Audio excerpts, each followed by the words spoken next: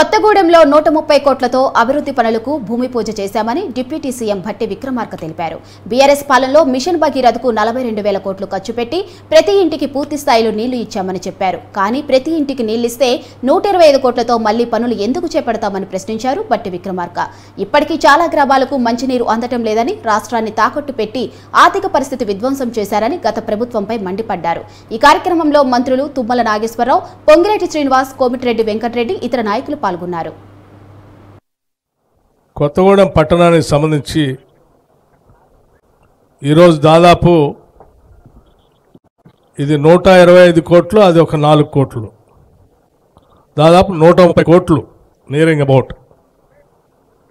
130 crores, 130 కోట్ల రూపాయలతో కొత్తగూడెం పట్టణ అభివృద్ధి కోసం ఇవాళ భూమి పూజ కార్యక్రమాలు చేసుకొని పనులు మొదలుపెట్టుకున్నాం. ఇది నిజంగా చాలా గొప్ప విషయం. అయితే నాకు ఒక ఆలోచన వచ్చింది.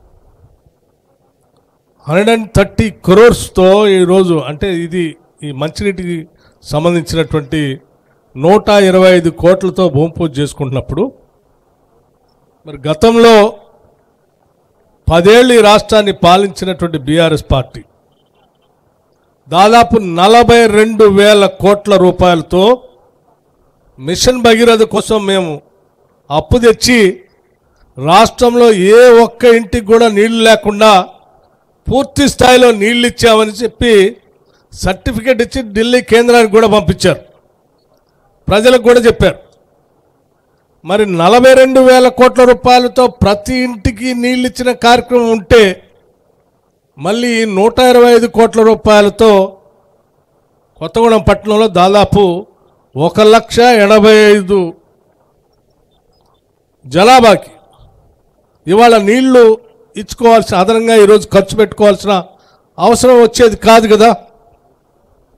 దీంతోపాటు నా పక్కన ఉన్న వెంకటరెడ్డి గారు కూడా నిన్నంతా ఒక మాట చెప్తా ఉన్నారు.